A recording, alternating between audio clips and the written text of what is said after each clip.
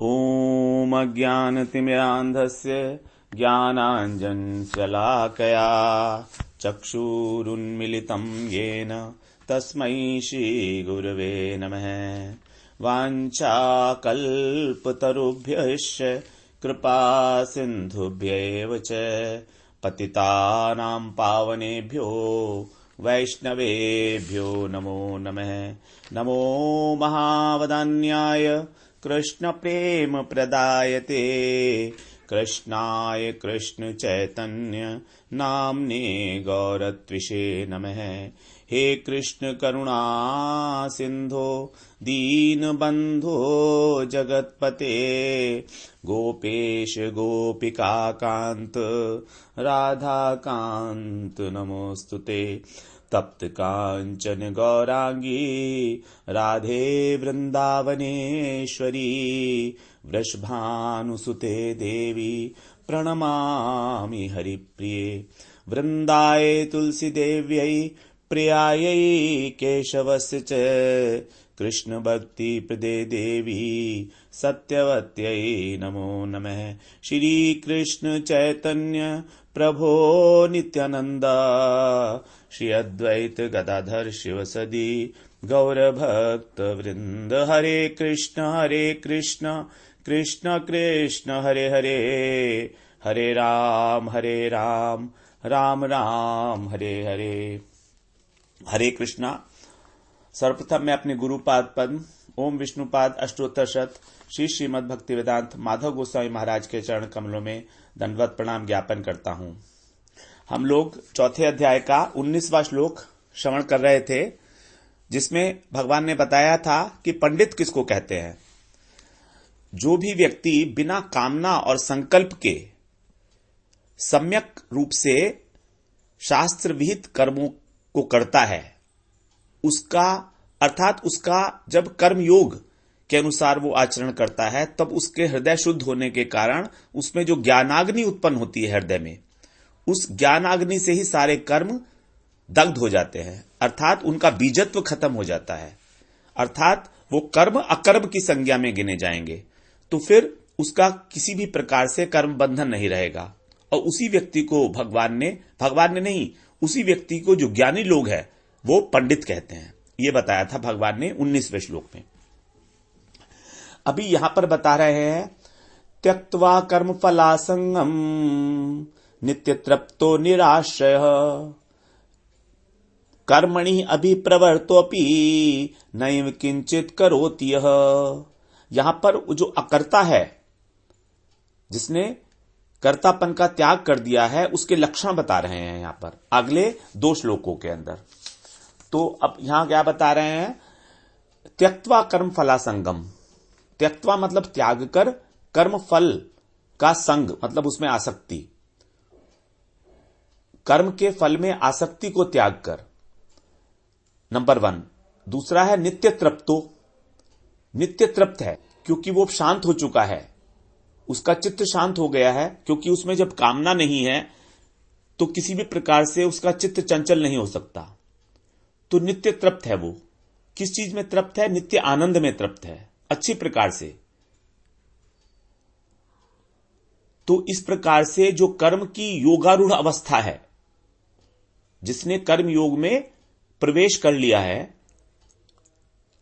उसकी क्या अवस्था है यहां बता रहे हैं। उसकी कर्म की आसक्ति नहीं रही। कर्म की आसक्ति न रहने के कारण दूसरा लक्षण है उसका, वो हमेशा तृप्त रहता है, आनंद में। तीसरा है निराश्रय। उसको किसी अन्य आश्रय की भी आवश्यकता नहीं है। संसार का कोई भी वस्तु या किसी भी व्यक्ति की उसको जरूरत हो, आश्रय नहीं, उसको कोई आश्रय की जरूरत नहीं है। वो व्यक्ति 3 प्रकार के उसके लक्षण बताए हैं। वो व्यक्ति क्या करता है? कर्मणि अभिप्रवर्तोपि। कर्म में भली भांति प्रवृत्त होकर भी, कर्म तो कर रहा है लेकिन कर्म में प्रवृत्त होने के बाद भी नैव किंचित करोति इति, कोई भी कार्य नहीं करता, कोई भी कर्म नहीं करता वो। अब देखिए, वो कर्म कर रहा है लेकिन भगवान उसको कह रहे हैं कि वो भी किसी भी प्रकार का कोई कर्म नहीं करता है। ये वही बात है कि वो अकर्मत्व को प्राप्त हो गया है।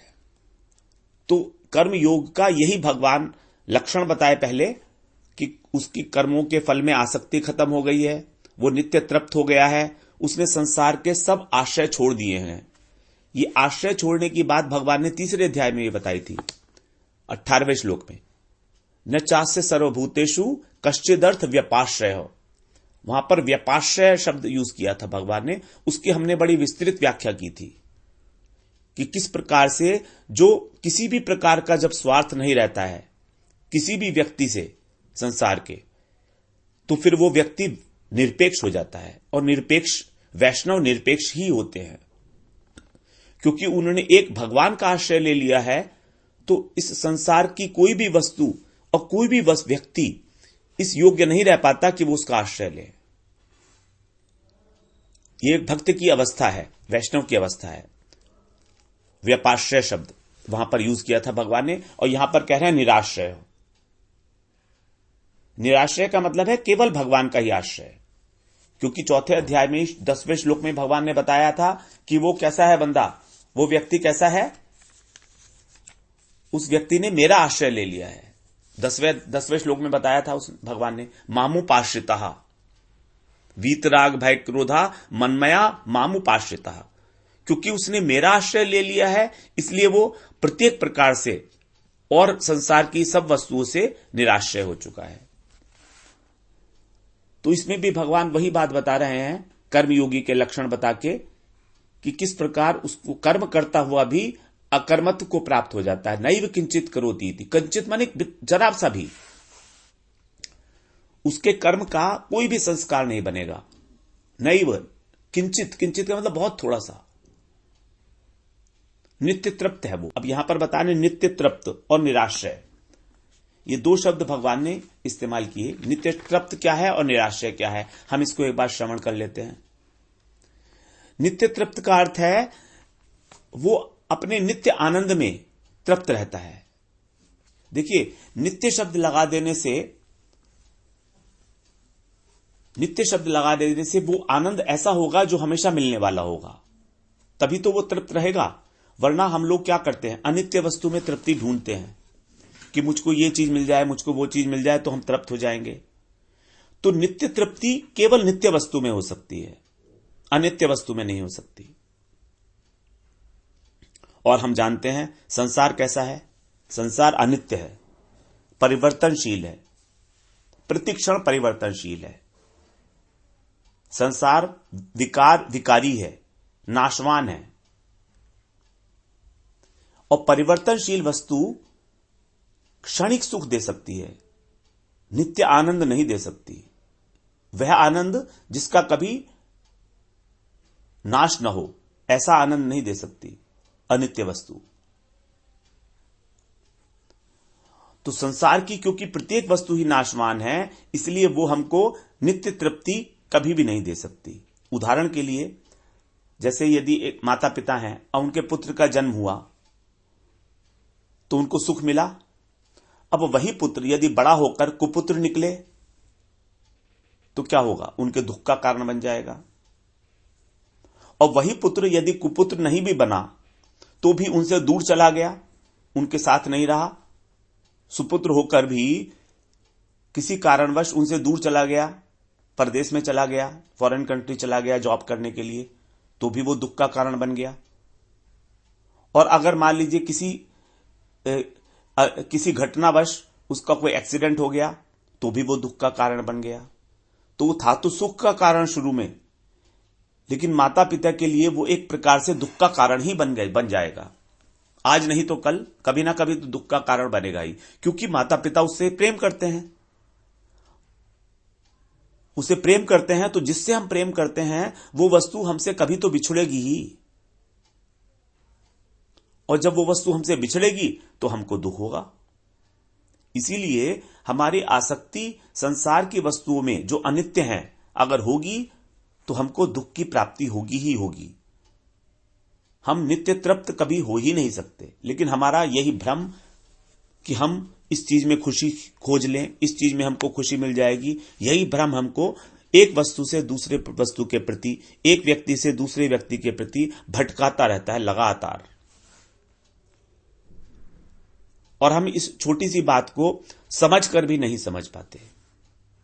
हम समझ तो लिए कि बात तो ठीक है, लेकिन उसको अप्लाई नहीं कर पाते। अप्लाई ना करने का कारण है हमारे हृदय की अशुद्धि, और कोई कारण नहीं है, और कोई कारण नहीं है। हमारा हृदय जब शुद्ध हो जाएगा तब हम इसको अप्लाई कर लेंगे, इस बात को मान लेंगे। इसीलिए सारे शास्त्रों में सभी जगह पर हृदय की शुद्धि के ऊपर ही बल दिया गया है। हम चाहें कि हमारी अपने पुत्र में, अपने संसार में आसक्ति ना हो, तो केवल चाहने मात्र से ऐसा नहीं हो सकता। केवल चाहने मात्र से ऐसा नहीं होगा। फिर हमको करना क्या होगा?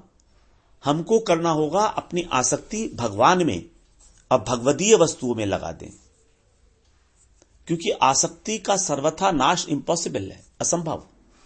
हमारे स्वरूप में, आत्मा के स्वरूप में आसक्ति है। हम लोगों ने श्रवण किया था कि जो भी चेतन वस्तु है उसमें 3 गुण देखे जाते हैं, उसकी 3 लक्षण हैं: इच्छा शक्ति, अनुभव शक्ति और क्रिया शक्ति। इनमें से एक शक्ति होना आवश्यक है, तभी वो वस्तु चेतन कहलाएगी। तो हमारी आत्मा में ये तीनों हैं। इच्छा का मतलब कामना, तो कामना करना इस आत्मा का स्वभाव है, इसको हम नहीं छोड़ पाएंगे। जो ज्ञानी लोग हैं उनकी यही प्रॉब्लम है, तभी उनको कष्ट होता है कि उनको संसार से विरक्ति हो गई और भगवान से उनकी आसक्ति हुई नहीं। यही है उनका कष्ट का कारण। तभी उनका जो साधन है उसको कष्टमय बताया गया है और भक्ति को सरल बताया गया है, सहज बताया गया है। सहज इसलिए है कि हमारे अंदर आसक्ति का जो गुण संसार के प्रति है उसी को भगवान के प्रति लगा देना है, बस, तो सहज हो गया। और भगवान के प्रति लगाने के लिए भगवान की महिमा का निरंतर श्रवण करना होगा, निरंतर। क्योंकि हमारे हृदय में इतनी अशुद्धि है कि उसको साफ करने के लिए केवल और केवल भगवान का नाम, भगवान की कथाएं, भगवान का स्मरण, इन्हीं से हमारे हृदय की शुद्धि हो सकती है। भगवान ने स्वयं ये बात कही है। तो इस प्रकार से संसार के अंदर जो आसक्ति है वही हमारी दुख का कारण बन जाती है और हमको कभी भी नित्य आनंद की अनुभूति नहीं हो सकती। नित्य आनंद नित्य वस्तु में ही है और नित्य वस्तु है एवं एकमात्र भगवान। वेद्यम वास्तवमत्र वस्तु शिवदम तापत्रयोन मूलनम। श्रीमद् भागवत के पहले स्कंद के पहले अध्याय का 2 श्लोक। धर्म प्रोजित कैतवोत्र परमो निर्मत्सराणाम सताम वेद्यम वास्तवमत्र वस्तु शिवदम तापत्रयोन मूलनम। जो वास्तव वस्तु, जानने योग्य वस्तु है, वो एक ही है, भगवान।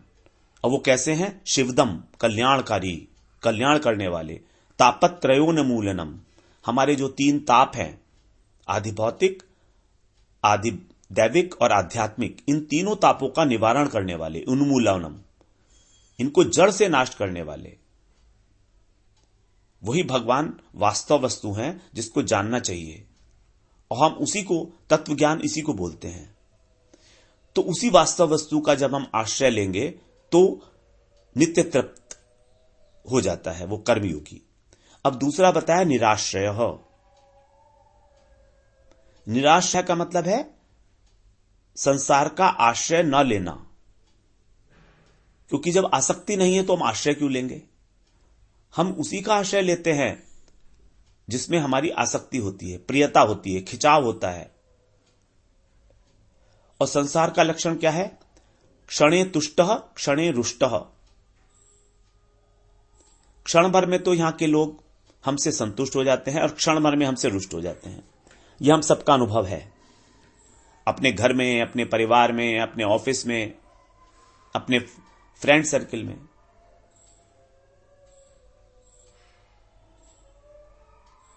तो यदि संसार का आश्रय होगा तो कभी हमसे लोग संतुष्ट होंगे और कभी रुष्ट होंगे। ऐसी स्थिति में हम संसार का आश्रय लेके करेंगे क्या?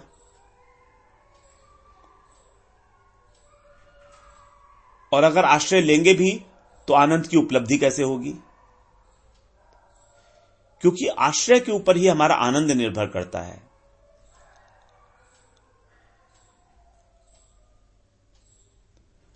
संसार से निराश्रय होकर जब भगवान को आश्रय बनाएंगे तभी हमको नित्य तृप्ति और नित्य आनंद का अनुभव होगा। अब दूसरी बात निराश्रय के संबंध में यह है कि देखा जाता है कि जिस प्रकार की आसक्ति फल के प्रति होती है उसी प्रकार की आसक्ति हमारी कर्म के प्रति भी हो जाती है। हमारी कर्म में आसक्ति होती ही इसलिए है कि हम फल चाहते हैं, क्योंकि कर्म ही फल की प्राप्ति का साधन है। इसीलिए भगवान ने इन दोनों के प्रति आसक्ति का त्याग किया है, कहा है कि फल की आसक्ति मत करो और कर्म की भी आसक्ति मत करो। कर्मयोग की परिभाषा में हम लोगों ने श्रवण किया था, फल की आसक्ति का त्याग, कर्मण्येवाधिकारस्ते मा फलेषु कदाचन। फल में तो तेरा अधिकार ही नहीं है, जब अधिकार ही नहीं है तो फिर आसक्ति का मतलब ही नहीं है। दूसरा, मां कर्म फल हेतुर्भूमा, कर्म का हेतु मत बन। हेतु का मतलब है कर्म का कारण ना बनना। कर्म का कारण हम क्यों बढ़ते हैं? जब हमें कर्म में आसक्ति होती है। इसमें 2 पॉइंट्स बनाए थे कर्म का हेतु बनने में। कर्म में आसक्ति और कर्तापन का भाव, इन दोनों से रहित होना पड़ेगा, तभी हम कर्म का हेतु नहीं बनेंगे, अन्यथा हम कर्म का हेतु बनेंगे। कर्म का हेतु बनके ही हम लोग भोक्ता बनेंगे और हमको कर्म का फल भोगना ही पड़ेगा संस्कारों के रूप में अनेक अनेक जन्मों में, आने वाले जन्मों में, जिसको हम अभी वर्तमान में भोग रहे हैं। तो इन तीनों को जब ये तीनों पॉइंट्स घटित होते हैं, कर्म के फल में भी आसक्ति होती है, कर्म में भी आसक्ति होती है और कर्तापन का त्याग भी नहीं होता है। अपने को कर्ता मानने का एक अभिमान भी हम लोग पालते हैं अपने मन में, ये मान्यता मात्र है। कर्ता है मिति मन्यते, प्रकृति क्रियमाणानि गुणै कर्माणि सर्वशः अहंकार विमूढ़ात्मा कर्ता है मिति मन्यते। 3 अध्याय में भगवान ने कहा था, 27वां श्लोक था शायद।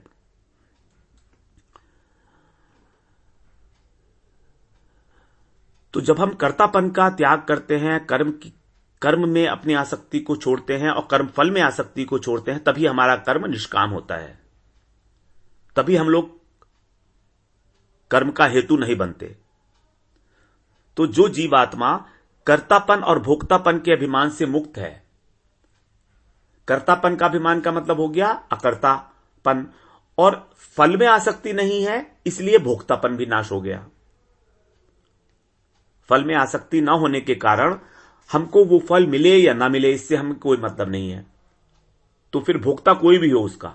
हमने आम लगाए पेड़ में, पेड़ लगाया हमने, पेड़ में आम आए, अब हमको फल में आसक्ति नहीं है तो फिर वो आम कोई भी खाए, हमें क्या फर्क पड़ता है? हमने उसमें से अपना ममत्व बुद्धि, मेरापन, इसको हटा लिया तो फिर हमारा भोक्तापन का अभिमान भी खत्म हो गया। तो वास्तविक कर्ता भी भगवान है और वास्तविक भोक्ता भी भगवान ही है। वास्तविक कर्ता का मतलब प्रयोजक कर्ता भगवान है, और हम क्या है, हमारा शरीर क्या है? हमारा शरीर है प्रयोज्य कर्ता, गौण कर्ता। जैसे एक राजा की सेना होती है, अब वो सेना युद्ध करती है, उसका उद्देश्य क्या है? उसका उद्देश्य है युद्ध में विजय प्राप्त करना। अब विजय प्राप्त होने के बाद जब वो विजय हुई तो वो सेना की विजय है या राजा की विजय है?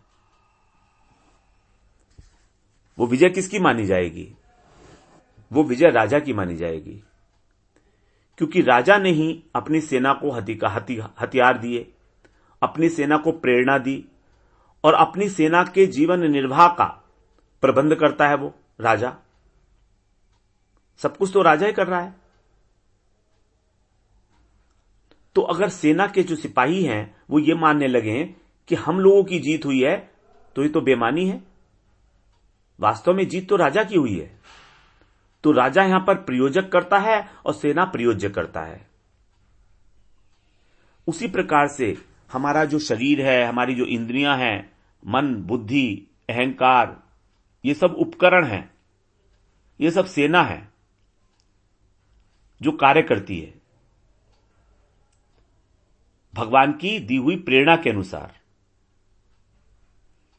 और भगवान हमको प्रेरणा देते हैं हमारे अंतःकरण के अनुसार, क्योंकि भगवान अगर प्रेरणा हमको अंतःकरण के स्वभाव के अनुसार नहीं देंगे तो हम उस प्रेरणा को मानते भी नहीं है, हम उसको नहीं मानेंगे और हम वो काम करेंगे भी नहीं, तो भगवान की अवज्ञा ही होगी। और भगवान की अवज्ञा होने से अपराध होगा, इसलिए भगवान वो प्रेरणा करते ही नहीं है। भगवान एग्जैक्टली वही प्रेरणा करते हैं जो हमारे स्वभाव के अनुरूप है। तो इस प्रकार से वास्तविक कर्ता जीवात्मा ना होकर भगवान है, और जो कर्तापन हमारे अंदर दिख रहा है शरीर के द्वारा, यह है प्रयोज्य कर्ता, जो हमारा शरीर और मन बुद्धि है, और ये सब प्रकृति की वस्तु हैं। इसलिए कहा गया प्रकृति क्रियमाणानि।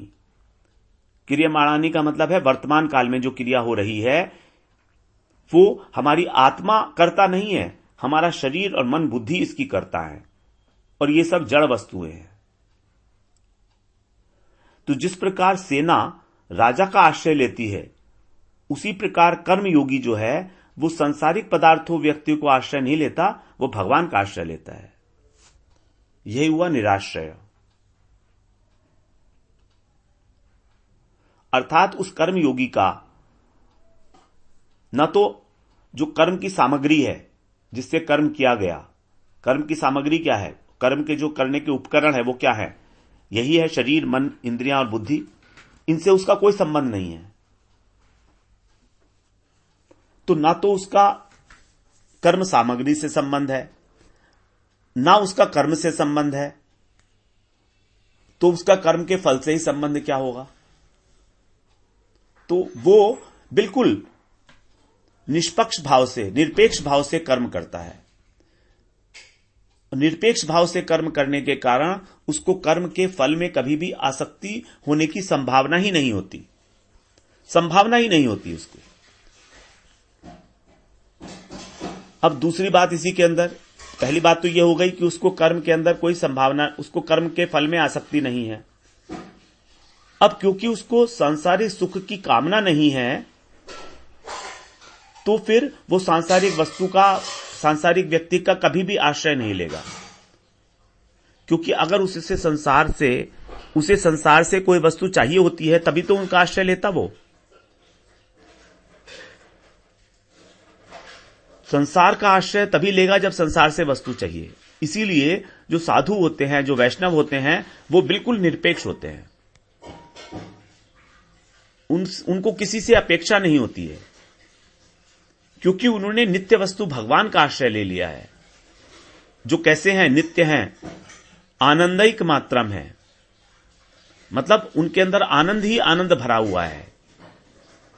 जैसे हम कई बार उदाहरण दिए कि जो दिवाली के अंदर मिठाई बनती है, तो दिवाली के अंदर जो खांड की मिठाई बनती है, खिलौना बनता है, वो तो उसके अंदर हाथी बनता है, घोड़ा बनता है। तो वो हाथी और घोड़ा नहीं है, वो चीनी ही चीनी है। उसको कहीं से भी खाओ वो मिठाई बनेगा। उसी तरीके से भगवान जो है उनको बोला गया आनंदिक मात्रम। उनके अंदर केवल आनंद ही आनंद भरपूर मात्रा में भरा हुआ है, उसके अलावा कुछ है ही नहीं वो। इसीलिए जो कर्म योगी है उसने एक नित्य वस्तु भगवान का आश्रय लेकर वो उसी नित्य आनंद में निमग्न रहता है। इसीलिए वो उसको कहा नित्य तृतो। तो ऐसे आत्माराम और आत्मकाम पुरुष के लिए किसी भी प्रकार का कोई भी कर्म शेष नहीं रह जाता। कर्तव्य कर्म 3 अध्याय के 17वें श्लोक में बोला था भगवान ने, 17th श्लोक में, यस्तु आत्मरतिरेव स्यातात्म तृप्तस्य मानवः आत्मन्येव च संतुष्टः तस्य कार्यम न विद्यते।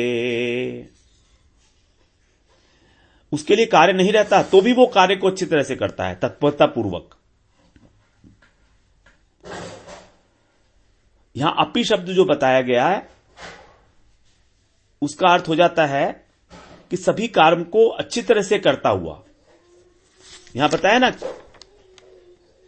कर्मणि अभिप्रवर्तो अपि, जो 20वां श्लोक है चौथे अध्याय का, इसमें बोला गया था कर्मणि अभिप्रवर्तो अपि। अपि का मतलब है कि वो सभी कर्मों को अच्छी तरह से करता है तो भी किंचित मात्र कर्म नहीं करता। तो अच्छी तरह से करना, समाचरण, समारंभा, तो इस प्रकार वो कर्म करते हुए भी कुछ नहीं करता क्योंकि उसमें कर्तापन का भाव भी नहीं है और उसको कर्म का फल भी स्पर्श नहीं कर सकता। तो कर्म का फल स्पर्श न करने के कारण उसके अंदर भोक्तापन नहीं होता और उसके सारे कर्म अकर्म हो जाते हैं।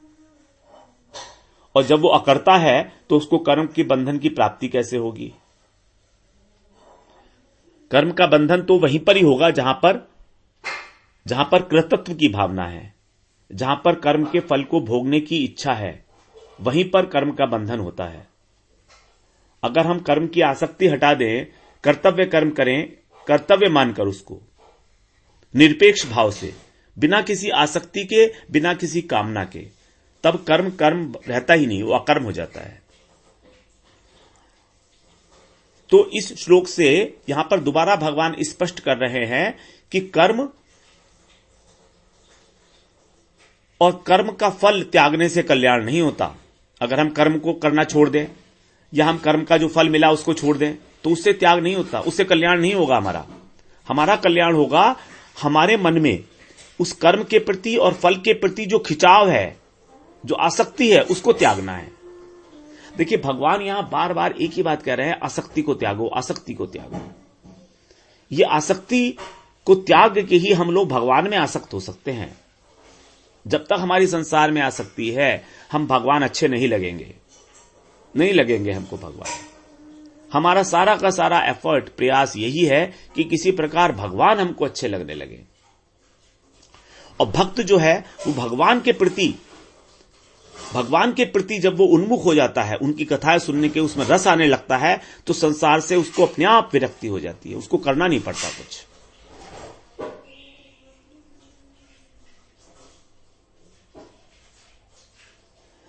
दूसरा, अगर हमने कर्तापन का अहंकार किया कि हम करता है और कर्मों को त्याग दिया,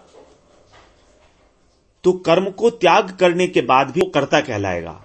ये इसकी विपरीत बात है ना, क्योंकि कर्तापन का अभिमान नहीं त्यागा, कर्म को त्याग दिया तो भी वो कर्ता माना जाएगा क्योंकि उसको कर्तापन का अभिमान है। जो उसने त्याग किया है कर्म का, उसका भी तो एक अभिमान है। कर्म को ना करने का जो कर्तापन है उसका अभिमान नकारात्मक रूप में, तो नकारात्मक कर्म माना जाएगा उसका। और जिसने कर्तापन का त्याग कर दिया और कर्म का नहीं किया, वो कर्म करते हुए भी अकर्ता ही माना जाएगा। तो भगवान यहां पर कर्म त्याग को नहीं कह रहे हैं, कृतत्व त्याग को कह रहे हैं। कृतत्व का त्याग करना ही इंपॉर्टेंट है, महत्वपूर्ण है। हमारी जो किसी भी कार्य के प्रति कृतत्व बुद्धि है, कृतत्व बुद्धि का मतलब हुआ कि मैंने ये कार्य किया, अगर मैं नहीं करता ये कार्य नहीं होता। और हमारी सबकी है ये प्रॉब्लम, हमारे अंदर ये बहुत बड़ी बीमारी फैली हुई है, कर्तापन का दोष। यही है दोष, इसी को मिटाना है। कर्मयोग में इसी को मिटाया जाता है। ठीक है, अगली बार फिर हम लोग 21वां श्लोक श्रवण करेंगे। वांछा कल्पतरुभ्यश्च कृपा सिंधुभ्य एव च पतितानां पावनेभ्यो वैष्णवेभ्यो नमो नमः।